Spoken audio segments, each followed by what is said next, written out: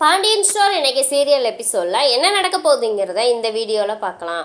நம்ம குமார் வந்து பைக்கில் வந்துட்டு இருக்காரு. அந்த நேரம் பார்த்து நம்ம அரிசி ஃப்ரெண்டு வீட்டுக்கு போகலான்னு சொல்லிட்டு வந்துகிட்டு இருக்காங்க. அப்போ வந்து குமார் வந்து அரிசியை பார்த்து சரி எப்படியாவது மன்னிப்பு கேட்டுடலாம் அப்படின்னு சொல்லிட்டு அரிசி பின்னாடியே போகிறாரு. அரிசி நிற்க மாட்டேன்ட்டாங்க. அரிசி ஒரு நிமிஷம் பொறு அரிசி, நான் உங்ககிட்ட கொஞ்சம் பேசணும். இத்தனை நாள் வந்து உன்னை எவ்வளவோ பொய் சொல்லி ஏமாத்திருக்கேன், நாடகம் ஆடியிருக்கேன். ஆனால் இப்போ வந்து ஒரு உண்மையாக உங்ககிட்ட ஒரு பேசணும் அரிசி, கொஞ்ச நேரம் நில்லு அப்படின்னு சொல்கிறாங்க. உங்ககிட்ட பேசுறதுக்கு எனக்கு ஒன்றும் இல்லை அப்படின்னு சொல்லிட்டு அரசி பேசாமல் போய்கிட்டு இருக்காங்க. அரசி கொஞ்ச நேரம் பொறு அரசி, இப்படி வந்து பொம்பளை பிள்ளை ஒரு குடும்பத்தை பழி வாங்குறதுக்கோசரம் பொம்பளை பிள்ளை வாழ்க்கையில் இப்படி விளாண்டுட்டோமேன்னு கொஞ்சம் கூட யோசிக்காமல் நான் பண்ணிட்டேன். தயவு செஞ்சு என் மனசார கேட்குற அரசியை நீ மன்னிச்சிரு அப்படின்னு சொல்லி குமார் பேசிகிட்டு இருக்காரு. அந்த நேரம் பார்த்து நம்ம சரவணன் வந்துடுறாரு.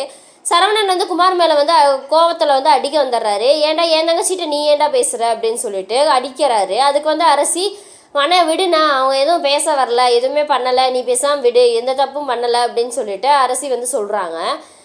ஏன் அரசி இப்போ உங்ககிட்ட என்ன பேச வந்தா அப்படிங்க? ஒன்றும் பேச வரலனே, ஏதோ சொல்ல வந்தான், அதுக்கப்புறம் நீங்கள் வந்துட்டீங்க, அதனால ஒன்றும் இல்லைண்ணே, வாண்ணே, நீ அடுத்தவங்கள அடித்து நீ ஒன்றும் இது பண்ண வேண்டாம், அந்த பள்ளியை நீ ஏற்றுக்க வேண்டாம், அவங்கவுங்க பண்ண தப்புக்கு அவங்கவுங்களுக்கு தண்டனை கிடைக்கும் அப்படின்னு சொல்லிட்டு கூட்டிகிட்டு வந்துடுறாரு வீட்டுக்கு.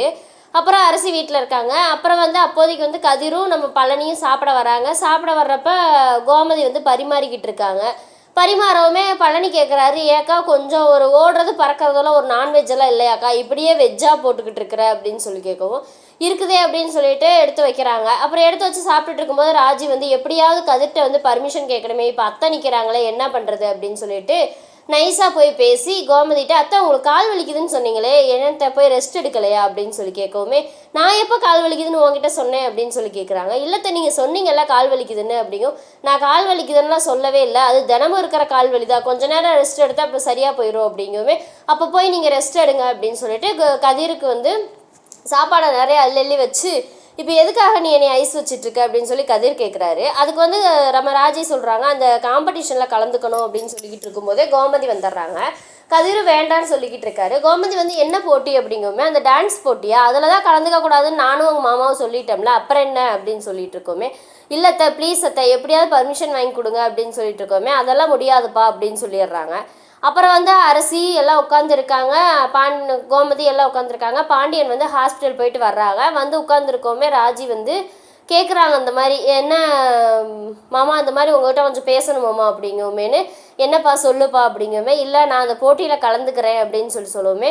அதெல்லாம் ஒன்றும் வேண்டாம், அதெல்லாம் கலந்துக்கக்கூடாது, நம்ம குடும்பத்துக்கு வந்து அதெல்லாம் வேண்டாம்ப்பா, நம்ம குடும்பத்துக்கு டான்ஸு இதெல்லாம் செட் ஆகாது, நீ வேறு ஏதாவது உன்னோட ஆசையை சொல்லு, நான் சரின்னு சொல்கிறேன், நீ போலீஸ் ஆகணும்னு ஆசைப்பட்டேன், நான் சரின்னு சொல்லிட்டேன், அதே மாதிரி வேறு வேலைக்கு ஏதோ படித்து வேலைக்கு போகிறேன்னு சொல்லி நான் அதுக்கும் சரிங்கிறேன், ஆனால் அந்த டான்ஸ் போட்டி மட்டும் நம்மளுக்கு வேண்டாம்ப்பா அப்படிங்கிறாங்க. இல்லை மாமா ப்ளீஸ் மாமா, இந்த ஒரு தடவை மட்டும் நான் போயிட்டு வந்துடுறேன் மாமா, நீங்கள் கூட ஆளுங்க வரணுன்னெல்லாம் எனக்கு தேவையில்லை, நான் போகிறேன், ஒரு 2-3 நாள் போட்டியில் கலந்துக்கிட்டு நான் பேசாமல் வந்துடுறேன் ஜெயிச்சுட்டு, தயவு செஞ்சு பர்மிஷன் கொடுங்க மாமா அப்படிங்குமே.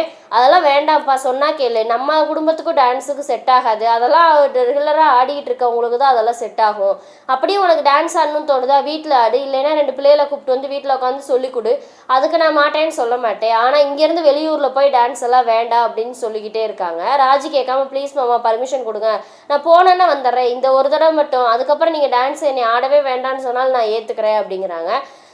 கோமதி சத்தம் போடுறாங்க, ஏன் அதான் ராஜ் சொல்கிறத கேளு, உங்கள் மாமா சொல்கிறாருல, சொல்ல கேட்காம மறுபடியும் ஏன் இப்படி அனுப்பிடிச்சிக்கிட்டே இருக்க சின்ன பிள்ளை மாதிரி அப்படிங்குமே. இல்லைத்தா எனக்கு வேணும் அப்படின்னு ஒவ்வொரு ஆளாக சொல்கிறாங்க.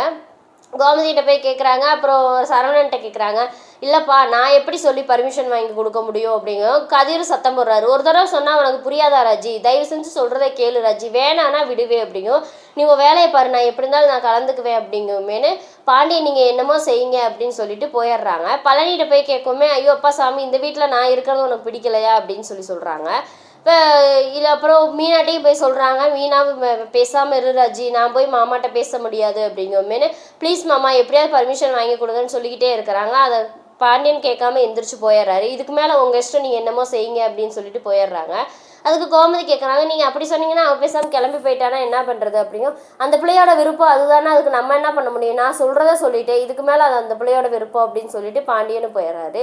அப்புறம் வந்து போய் ரூம்குள்ளே ராஜி உட்காந்துருக்கோமே கதிர் போய் பேசுகிறாரு, என்ன உனக்கு, நீ யார் சொல்கிறதே கேட்க மாட்டியா, இப்போ இப்போ எதுக்காக அப்படி பண்ணிட்டு இருக்க, உனக்கு பசிக்குதா, சரி உன் கூட பேசணும் வா போகலாம் அப்படின்னு நடந்து கூட்டிகிட்டு போகிறப்ப இப்போ நீ எதுக்காக இவ்வளோ தூரம் அடம் பிடிச்சு நீ எதுக்காக இப்படி பண்ணிக்கிட்டு இருக்க, எனக்கு தெரியுது அந்த இதில் 10 லட்ச ரூபா பணம் கிடைக்கும்னு சொன்னாங்களா, அதை வாங்கி ஜெயிச்சு என்கிட்ட கொடுத்தா என்னோட ட்ராவல்ஸ் ஆரம்பிக்கிறது எனக்கு சரியாக போயிடும் தானே நீ நினைக்கிற அப்படிங்குமே, அப்படியெல்லாம் ஒன்றும் இல்லையா அப்படின்னு சொல்லுவோமேனு. அப்புறம் எதுக்காக, அப்புறம் ஏன் எனக்கு தேவைக்கு இருக்குது, நான் எனக்கு டான்ஸ் ஆடுறது பிடிக்கும் அதனால தான் நான் கலந்துக்கிறேன்னு சொல்கிறேன், உனக்காகலாம் ஒன்றும் இல்லை அப்படின்னு சொல்லிட்டு இருக்காங்க. சரி இனிமேல் உங்ககிட்ட பேசி ஒரு பிரயோஜனம் இல்லை, சரிவா வீட்டுக்கே போகலான்னு சொல்லிடுறாங்க. அப்புறம் மறுநாள் காலையில் எல்லாம் உட்காந்து பேசிக்கிட்டு இருக்காங்க.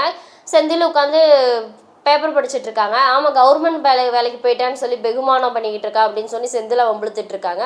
அந்த மாதிரி நேரம் பார்த்து நம்ம ராஜி வந்து உங்கள்கிட்ட கொஞ்சம் பேசணுமாம்மா அப்படிங்குமே, என்ன விஷயம் பேச போகிறப்ப, அந்த டான்ஸு சம்மந்தமாக அதை பற்றி பேசாமல் மற்ற எதுனாலும் பேசு, நான் மாமா பொறுமையாக உட்காந்து கேட்குறேன் அப்படிங்குமா, அது சம்மந்தமாக தான் அவன் பேசணும் அப்படிங்குமே பாண்டியனுக்கு ரொம்ப கோவமாயிருது. எல்லாருமே ஆச்சரியமாக பார்க்குறாங்க.